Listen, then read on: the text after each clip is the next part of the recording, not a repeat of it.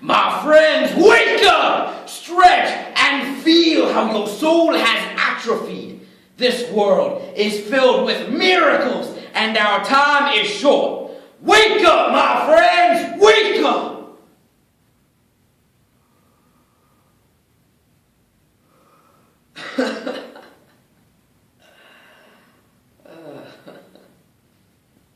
Now that was a good start. I knew I had it in me. Now that sermon was, if I do say so myself, a doozy. Now the key is, and I always say this to the younger ministers, you need to speak as if you're dying.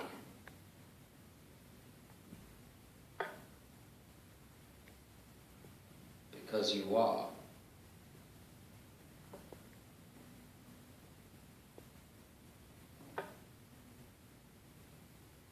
In a few hours, I'll be receiving a new heart. The old one's given out, and I'd like to think it's because I overused it. They don't often call it a heart here in the transplant world. It's always referred to as the organ. Nancy, the organist at St. Paul's Church, says, "Now you make sure this one's in tune, and you try to keep those pipes clean."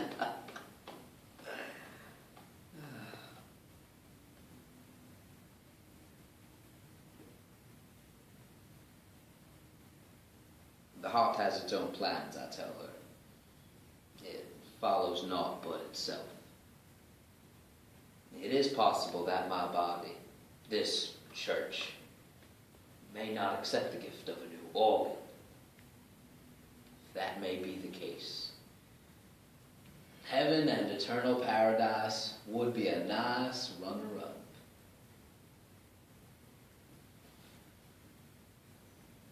Roy Disney once said, "It's not hard to make decisions when you know what your values are."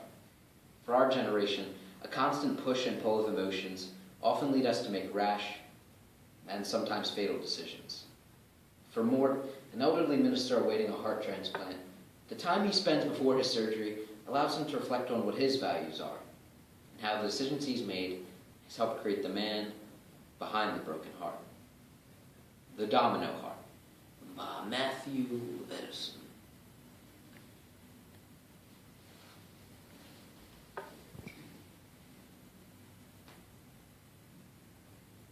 I used to manage this volunteer program to help babies who were orphaned.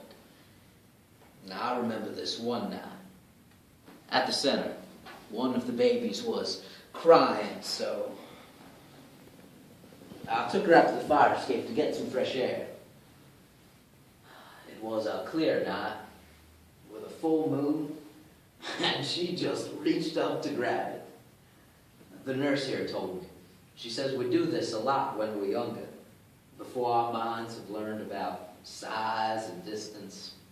I mean, we think we can just reach up and pluck the moon right out of the sky.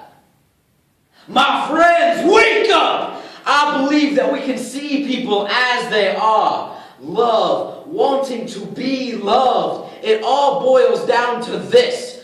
Like the moon, what we reached for in the beginning out of instinct, we stop reaching for in time as we lose our faith. Wake up, my friends! Wake up!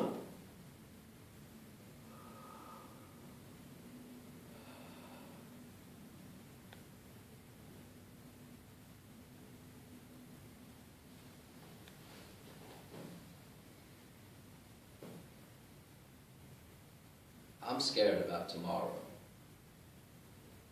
I'm not going to lie to you. But not of dying. No, that's not it. It's of not living. It should always be about the living. There are too many places to go, people to meet, books to read, and things to learn, and that's why I don't sleep. I mean, here it is now. 4:30 in the morning. You know, they'd be very upset if they knew I was up this late. They tried to give me a sleeping pill, But you know, I told my lovely nurse, Jeanette, I said, Jeanette, my body is God's temple, and I simply can't allow that pill to reside in my system. And God bless her naive 24-year-old heart, she did.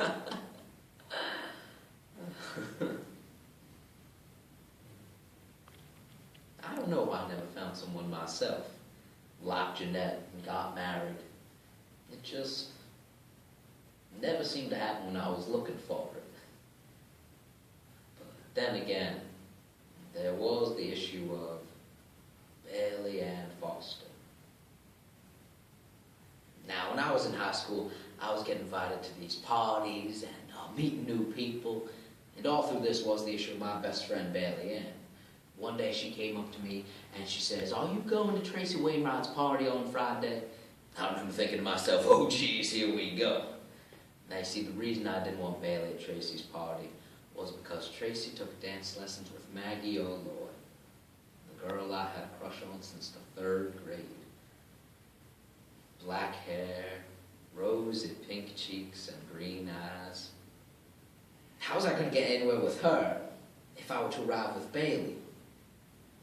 But you know, we arrived at Tracy's party, and I saw Maggie standing in the kitchen, as beautiful as I'd remembered her.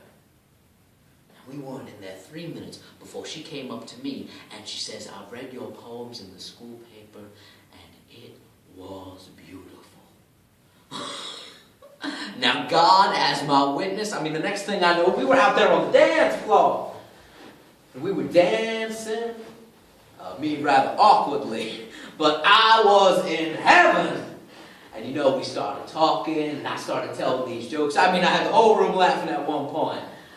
But Bailey wasn't feeling well, and she wanted me to take her home. And you know, I would just keep rushing her off, saying, "In a minute, Bailey, I'm having a good time here." And then she'd come back 60 seconds later and say, "Okay, it's been a minute, can we go now?" And you know, I just got frustrated. I mean, couldn't she just wait? I was having the time of my life here. And then I said, perhaps a bit too loudly, "What am I, your damn babysitter?"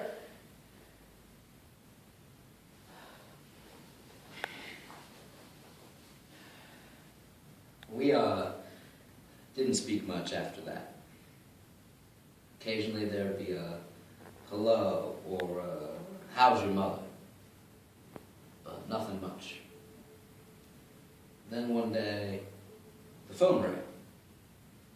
And my mother, she comes up to my room. And she's crying. And she says,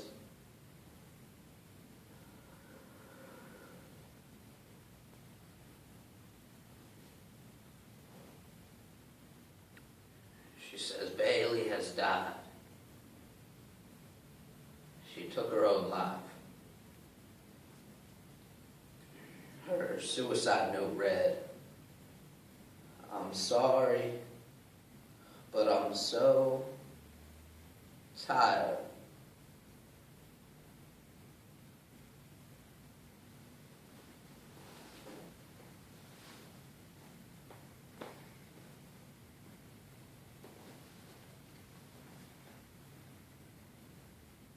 I couldn't move. For days I just sat there, didn't eat, didn't sleep. But it was my Aunt Brenda who finally got me going again. She signed me up to hold babies in the basement of our local church. Obviously I didn't want to do it at first, but she forced me to. And thank God she did. There's one thing I've learned holding these babies. It's that we have this fire within us. This vital fire, like a pilot light. So that even when all hope is lost, there is still this spark to ignite the dying embers. So wake up, my friends. Wake up.